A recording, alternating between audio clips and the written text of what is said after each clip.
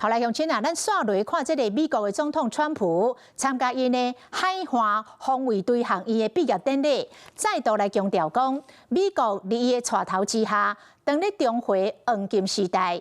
不過後一秒，川普常常改變話題，再度點名台灣，奪走到美國的晶片。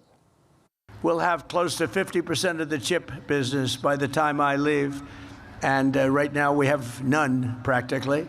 And we'll have, it was taken by other places. It was taken by Taiwan. I'm not knocking them. I'm saying if they can get away with it. But if you had the right president, that would have never happened. Wouldn't have been allowed to have happened. You would have put tariffs on, and you say, that's okay, you can steal our business, but if you're going to sell, if you think you're selling those chips back into us with no tax, you can forget it.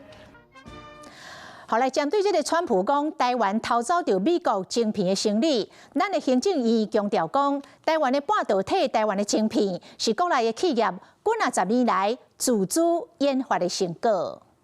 我們都多次的對外表明，台灣的晶片是國內企業自主努力研發，所以才能夠在全世界取得領先的地位。這是長久的努力跟長久的累積，並沒有誰去偷誰的狀況。那這個部分，其實院長跟公部長在立院備詢的時候也有多次的說明。事實上，副院長在跟美方進行關稅談判的過程當中，也有多次的跟美方說明，台灣的半導體產業是台灣數十年來發展出來的成果。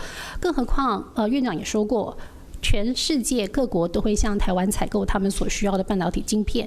如果是透過不合法途徑的話，台灣不會有現在的這樣的競爭力以及地位。因此，對於 Hello， 我是蔣新梅，想要搶先掌握最及時的新聞資訊嗎？趕快訂閱、按讚、開啟小鈴鐺，鎖定華視新聞 YouTube 頻道。